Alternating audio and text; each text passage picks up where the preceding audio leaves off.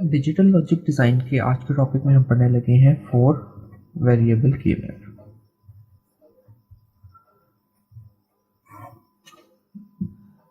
Last video में जो हमने देखा था 3 वेरिएबल की मैप देखा था। अब उसी की एक्सटेंशन हम करेंगे कि हमने 4 वेरिएबल की मैप जो है वो समझेंगे कि उसके थ्रू हम जो है वो अपनी इक्वेशन कैसे मिनिमाइज़ करेंगे, जिसमें हमारे पास 4 इनपुट्स हमारे पास किसी भी जो लॉजिक फंक्शन है उसमें यूज़ हो रही हैं। फॉर एग्जांपल हमारे पास 4 इनपुट्स यूज़ होंगे। इसका मतलब है कि हमारे पास जो टोटल स्केयर्स बनेंगे वो हमारे पास बनेंगे 2 की पावर 4 इज इक्वल टू 16। 16 हमारे पास जो है वो ओवरऑल टोटल स्केयर्स बन जाएंगे, जिसमें हमारी जो सम ऑफ प्रोडक्ट के थ्रू अभी हम सॉल्व कर रहे हैं अपना की मैप, तो सम ऑफ प्रोडक्ट्स की आउटपुट्स को जो है वो हम लिख लेंगे। फॉर एग्जांपल 4 इनपुट्स हैं हमारे पास W X Y Z। ये टोटल हमारे पास जो है वो 4 इनपुट्स हैं। तो हमारे पास W X हम इस साइड पे ले लेते हैं एंड Y Z हम इस साइड पे ले लेते हैं।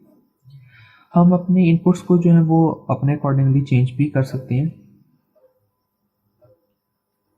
अब हमने क्या करना है, हमने एक स्केयर बनाना है और उसके हमने 16 जो है वो फर्दर स्केयर्स हमने बना लेने, ताकि हम अपनी जो 16 टोटल इनपुट्स हैं उनको हम लिख लें।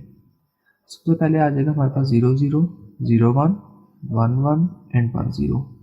इसी तरह WX के लिए भी हमारे पास आ जाएगा 0 0 0 1 1 1 एंड 1 0।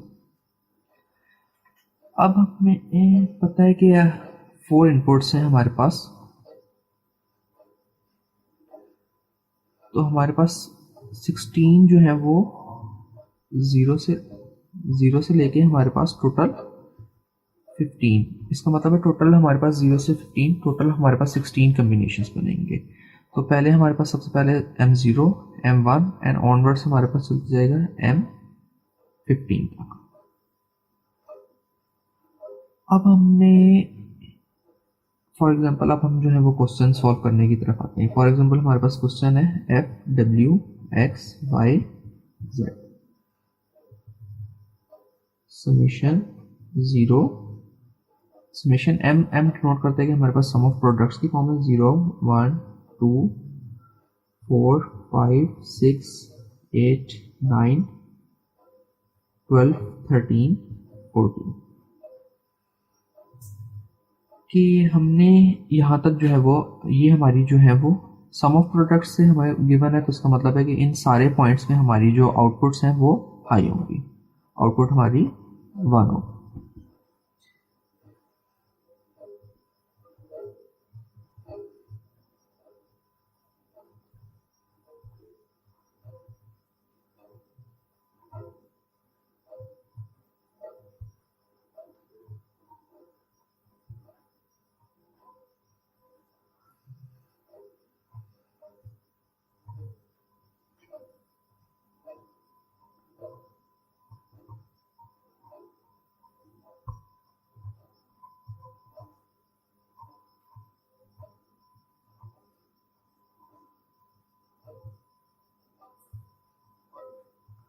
हमने जो है वो अपना ट्रुथ टेबल जो है वो डिज़ाइन कर लिया। अब 0 हमारे पास है M0 पे हमारा W भी 0 होगा, X भी 0 होगा, Y भी 0 होगा एंड Z भी 0 होगा। तो हमने अब चेक करना है कि हमारा ये पॉइंट जिसमें W X Y Z चारों 0 0 हो, वहाँ पे हमने आउटपुट जो है वो अपनी हाई कर लेंगे। हमारे पास WX यहाँ पे 0 0 है इस रो में एंड YZ इस कॉलम में हमारे पास 0 0 है, तो हम अपनी आउटपुट जो है वो यहाँ पे लिख लेंगे। इसी तरह नेक्स्ट जब हमारे पास है 1 M1 के लिए हमारे पास केस होगा 0 0 0 एंड 1। इसका मतलब है हमने 0 0 WX तो हमने इसी रो में ही देखने हैं एंड 0 1 अब हमने देखना है, तो 0 1 हमारे पास यहाँ पे आ जाता है। तो इसी तरह जो है वो हम अपने जो है वो इस ट्रुथ टेबल को देखते हुए जहाँ जहाँ पे हमारी आउटपुट्स आई है वो हम लिख लेंगे।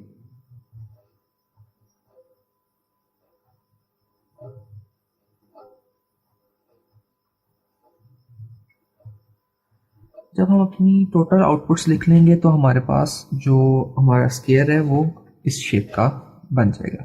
अब हमारे पास नेक्स्ट स्टेप, जिस तरह हमने लास्ट वीडियोस देखी थी उसमें भी हम क्या करते थे कि 1 के जो है वो हम पेयर बनाते थे। इसी तरह हम 1 के यहाँ पे भी जो है वो अपने पेयर्स बनाएंगे। तो सबसे पहला हमने वन का सबसे कोशिश करनी थी कि मैक्सिमम जितने वंस का हम पेयर बना सकते हैं हम उतना बना लें। तो सबसे पहले ये वन का एक पेयर बन जाएगा जिसमें 8 वंस आ रहे होंगे। इसके लिए अब हमने जो है वो अपनी इक्वेशन देखनी। अब हमने चेक करना है कि हमारे पास कौन सी ऐसी टर्म है जो चेंज नहीं हो रही। तो हमारे पास यहाँ पे W फर्स्ट रो में 0 था, इधर 0 है, इधर आके हमारे पास W चेंज हो गया। इसका मतलब है हमारे पास W नहीं आएगा। x के लिए देखते हैं, x यहाँ पे 0 था और यहाँ पे 1, x भी चेंज हो रहा है, इसका मतलब है x भी हमारा नहीं आएगा। नेक्स्ट हम देखते हैं कि y, इस पूरे कॉलम में y 0 है, इस पूरे कॉलम में भी y 0 है। इसका मतलब है कि y प्राइम तो आ जाएगा क्योंकि 0 था और ये चेंज नहीं हो रहा। नेक्स्ट हमने देखना रह गया z को, z यहाँ पे 0 है एंड यहाँ पे 1 है, उसका मतलब है z तो नहीं यहाँ पे इंक्लूड हो सकता। अब हमारे जो है वो यहाँ पे 3 वंस रह गए, इनके हमने पेयर बनाने। सबसे पहले जो है वो हम ये पेयर बनाते हैं। 2 वन हमारे पास यहाँ पे भी हैं, इनके बिल्कुल ऑपोजिट अगर हम देखें तो हमारे पास 2 वंस यहाँ पे भी हैं। तो ये जो 2 वंस यहाँ के और ये 2 वंस यहाँ के ऑपोजिट पेयर हमारे पास बना देंगे और इसकी इक्वेशन हमारे पास निकलेगी। इसकी इक्वेशन हमारे पास हम देख लेते हैं। हमारे पास यहाँ पे W हमारा चेंज हो रहा है, x चेंज नहीं हो रहा, इसका मतलब x आ जाएगा।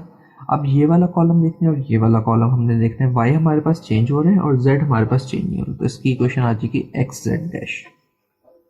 अब हमारे पास सिर्फ ये वन जो है वो ये एक्स्ट्रा रह गया। अब हमने इस वन का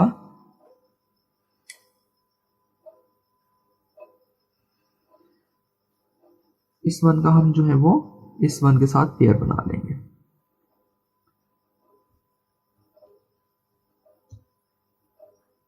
जब इसका पेयर बन जाएगा तो अब हमने चेक करना है कि हमारे पास कौन सी जो इनपुट्स हैं वो चेंज नहीं हो रही। हमारे पास W चेंज नहीं हो रहा और W 0 है, हमारे पास आ जाएगा W बार। एंड इस कॉलम में अगर हम आ जाएं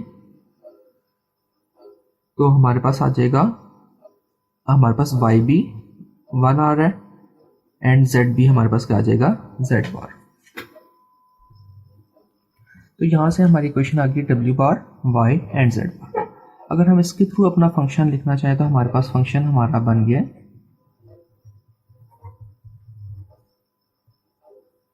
y बार प्लस एक्स जेड बार प्लस W बार Y Z बार। अब भी हमने जो है वो पेयर अपना बनाया है, यहाँ पे इन 2 वंस का बनाया। अब भी हमने सोचना है कि हम क्या इसके अलावा कोई और अपना पेयर बना सकते हैं कि हमारी इक्वेशन और मिनिमाइज हम जो है वो उसको कर सकें, जो लिटर्स हैं या किसी तरह कम कर सकें। तो हमारे पास जिस तरह हमने यहाँ पे ऑपोजिट पेयर बनाया था, हम यहाँ पे भी उसी तरह ही ऑपोजिट पेयर बना सकते हैं। हमारे पास 2 वन यहाँ पे आ जाएंगे और इसी तरह हमारे 2 वंस यहाँ पे आ जाएंगे। तो जब इन 2 वंस के लिए हम अपनी इक्वेशन अब निकालेंगे तो हमारे पास क्या निकलेगी, हमारे पास W बार, कि W हमारा चेंज नहीं हो रहा, W बार, और यहाँ से हमारा जो है Y यहाँ पे 0 है, यहाँ पे 1 हो रहा है, इसका मतलब है Y हम नहीं ले सकते, Z बार। नेक्स्ट जब हमने और ऑप्टिमाइज इक्वेशन अपनी करने की कोशिश की है तो हमारे पास इक्वेशन क्या निकली है, Y bar plus x Z bar plus W bar and Z बार। तो आप देख सकते हैं कि हमने अगर रूल्स को और सही तरीके से फॉलो किया तो हमारी इक्वेशन और मिनिमाइज होगी। अब हमारे पास ये सोल्यूशन भी बिल्कुल ठीक होगा हमारे पास और ये सोल्यूशन भी बिल्कुल ठीक है। लेकिन अगर हम ऑप्टिमाइज्ड की बात करें तो हमारे पास ये वाली जो इक्वेशन है ये मोर ऑप्टिमाइज्ड है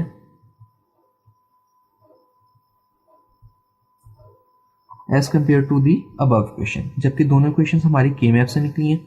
अब इस इक्वेशंस में हमारे पास जो है वो टोटल 2 लीटर्स यूज हो रही हैं और इस इक्वेशन में हमारे पास जो है वो इस वाली टर्म में 3 लीटर्स यूज हो रही हैं।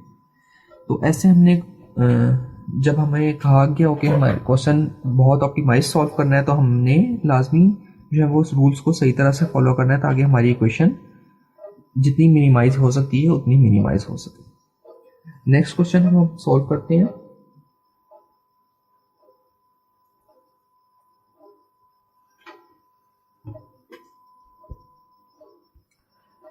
नेक्स्ट हमारा क्वेश्चन ऐसा है जो हमें लिटरल्स की फॉर्म में गिवन है। हमारे पास टोटल इनपुट्स हैं 4 और ये हमारे पास जो है वो आगे सम ऑफ प्रोडक्ट्स की फॉर्म में इक्वेशन लिखी हुई है।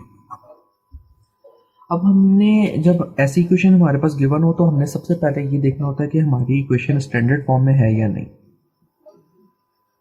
अगर हमारी इक्वेशन स्टैंडर्ड फॉर्म में होती तो उसमें जितनी भी टर्म्स है हमारे पास उसमें 4 इनपुट्स होनी चाहिए, जबकि यहाँ पे इस टर्म में और इस टर्म में ऐसा नहीं है कि यहाँ पे 4 इनपुट्स हों। तो हमारा सबसे पहला जो स्टेप है उसमें क्या होगा कि हमने इसको करना है make this equation into standard form. Standard form में बनाने के लिए जैसे हम लास्ट में भी देखते थे कि हमने नॉन स्टैंडर्ड फॉर्म से स्टैंडर्ड फॉर्म में कैसे बनाते हैं कि जो हमारे पास लेटर्स मिसिंग होते हैं हम उसको ऐड कर लेते हैं। फॉर एग्जांपल हम सबसे पहले फर्स्ट ले लेते हैं A complement, B complement and C complement. इसमें ए लिटरल मिसिंग है तो हमने क्या करना है, मल्टीप्लाई करना है ए प्लस ए बार के साथ। तो हमारे पास जो मिसिंग लिटरल है वो हमारे पास इसमें आ जाएगा। जब अब हम इधर जो मिसिंग लिटरल है वो हमारे पास है डी प्लस डी बार हम कर लेंगे तो हमारे पास अब इक्वेशन बन जाएगी। इनको जब हम मल्टीप्लाई करेंगे A complement, B complement, C complement and D plus A complement, B complement, C complement and D complement. तो ये हमारी जो फर्स्ट टर्म थी वो हमारी अब जो है वो स्टैंडर्ड फॉर्म में कन्वर्ट होगी। इसी तरह हम सेकंड फॉर्म को भी स्टैंडर्ड फॉर्म में कन्वर्ट करेंगे। थर्ड वाली ऑलरेडी हमारी जो है वो स्टैंडर्ड फॉर्म में, इसको हमने कोई ज़रूरत नहीं है किसी चीज़ की ऐड करने की। इस टर्म में फिर हमारे पास जो है वो डी मिसिंग है तो हमने यहाँ पे डी ऐड कर लेना। ये ऐड करने के बाद तो बाद हम जो है वो अपना के मैप बना लेंगे। मैं डायरेक्ट के मैप बना लेता हूँ ताकि हमारा जो है वो टाइम जो है वो भी बच जाए।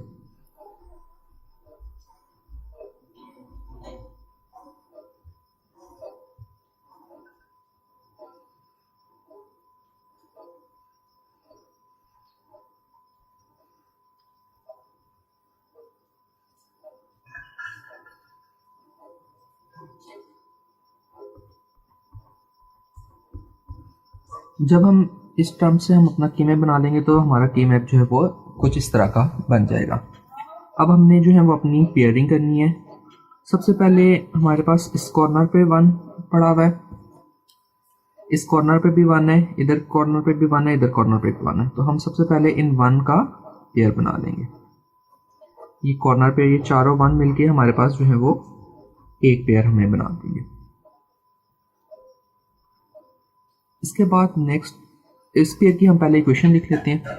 इस पेयर की हमारे पास इक्वेशन बनेगी। हमने अब चेक करना है हमारे पास a 0 से यहाँ पे 1 हो रहा है, a चेंज हो रहा है, b हमारे पास जो है वो चेंज नहीं हो रहा है। इसका मतलब है हमारी इक्वेशन आ जाएगी b, और 0 0 है, इसका मतलब है हमारी इक्वेशन आ जाएगी b बार। अब हमने रोज तो देख लिया, अब हमने कॉलम्स देखने। इस कॉलम में c 0 है और यहाँ पे c 1 हो रहा है, इसका मतलब है ये नहीं आ सकता। नेक्स्ट हमारे पास जो d है वो 0 है और यहाँ पे भी d हमारे पास 0 है। तो हमारे पास इक्वेशन आ जाएगी b बार और d बार। ये हमारी जो 4 कॉर्नर्स पे 1 पड़े हुए थे उनकी इक्वेशन बनी। नेक्स्ट अब हमारे पास जो है वो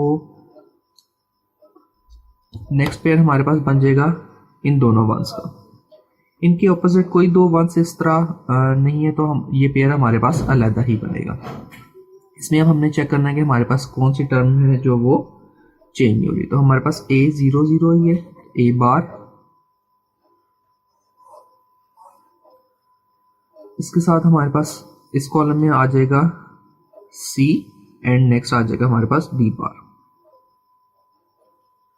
अब हमारे पास एक ये 1 जो है स्पेयर रह गया और एक ये 1 स्पेयर रह गया। अब हम क्या करेंगे कि इन दोनों 1s का पेयर बनेगा और यहाँ पे हम देखें तो इनके बिल्कुल पैरेलल में यहाँ पे भी ऑपोजिट डायरेक्शन में ये दोनों 1s भी है। तो इन दोनों, इसका और इसका हमारे पास जो है वो इकट्ठा पेयर बन जाएगा। इकट्ठा पेयर जब बनेगा तो इसकी इक्वेशन हम लिख लेते हैं, क्या आ जाएगी हमारे पास। हम सबसे पहले चेक करते हैं a हमारे पास जो है वो 0 से 1 चेंज हो रहा है, इसका मतलब a नहीं आएगा। b हमारे पास 0 है और यहाँ पे भी 0 है, हमारे पास आ जाएगा b बार। अब हमने सी देखना है, सी यहाँ पे 0 है और यहाँ पे भी हमारे पास जो है वो 0 है, तो हमारे पास आ जाएगा सी बार। डी यहाँ पे 0 है एंड यहाँ पे 1 है, तो डी हमारे पास नहीं आएगा। तो अब ओवरऑल हमारा फंक्शन क्या बन गया, b bar D bar plus a bar c d bar plus b bar and c bar. तो इस तरह जो है वो हमने अपनी जो है वो इक्वेशन जो है वो सॉल्व कर लिए और बाय यूजिंग 4 वेरिएबल के मैप। अब हम इसकी एक और एग्जांपल कर लेते हैं ताकि हमारे पास अगर कोई और भी कंफ्यूजन है तो वो हमारी दूर हो जाए। हमारे पास आ गया F A B C D और समेशन एन में हमें जो है वो जिन टर्म्स में हमारी जो आउटपुट है हाई है वो गिवन है, तो उसके अकॉर्डिंगली हमारा जो ट्रुथ टेबल है वो कुछ इस तरह का बन जाएगा। अब हम सबसे पहले जो कॉर्नर वंस है उनका पेयर बना लेते हैं और इनके लिए अपनी इक्वेशन लिख लेते हैं। सबसे पहले हम उसी तरह ए वेरिएबल को चेक करेंगे, यहाँ पे 0 है इस रो में, इस रो में हमारे पास 1 हो जाता है, ए हमारा डिस्कार्ड हो जाएगा, हम ए नहीं लेंगे। बी वेरिएबल देखेंगे, बी हमारे पास यहाँ पे 0 है एंड यहाँ पे भी 0 है, हमारे पास आ जाएगी बी बार। अब सी हमारे पास यहाँ पे 0 है एंड यहाँ पे 1 है, तो सी हमारा नहीं आएगा। देन डी हमने देखा, डी हमारे यहाँ पे 0 है एंड यहाँ पे 0, तो हमारा आ जाएगा B bar D bar. Next हमारा जो पेयर बनेगा वो ये बनेगा, ये सबसे ज़्यादा वंस जो है वो 8 वंस का बन जाएगा। इसके लिए जब हम इक्वेशन निकालेंगे तो हमारी इक्वेशन क्या बनेगी, ए हमारे पास चेंज हो रहा है, बी भी हमारे पास चेंज हो रहा है, सी हमारे पास 0 है एंड यहाँ पे भी 0 है, तो सी बार लिख लेंगे, और डी हमारे पास चेंज हो रहा है तो हम उसको इग्नोर कर देंगे। नेक्स्ट पेयर हमारा, अब ये 1 फ्री रह गया, इस 1 का इस 1 के साथ पेयर बन जाएगा। इस 1 का पेयर बनेगा तो हम यहाँ पे इक्वेशन लिख लेंगे अपनी के, यहाँ पे हमारे पास ए और बी दोनों चेंज नहीं होंगे क्योंकि एक ही रो हमारे पास है, तो ए बार बी, और यहाँ पे हमारा सी 0 से 1 चेंज हो रहा है, डी हमारा चेंज नहीं हो रहा, तो ए बार बी डी। तो ओवरऑल हमारा फंक्शन जो है वो यहाँ से आ जाएगा सी बार plus b bar plus a bar B D. तो ये हमारे स्टेप्स होंगे जिनको फॉलो करके हम जो है वो 4 वेरिएबल के मैप से अपनी जो है वो इक्वेशंस सॉल्व करेंगे और अपनी इक्वेशंस को जो है वो मिनिमाइज करेंगे। उम्मीद है आपको आज का लेक्चर भी समझ आ गया होगा। अगर आपका कोई भी क्वेश्चन वगैरह हो तो आप मुझे कमेंट सेक्शन में ड्रॉप कर सकते हैं। Thank you.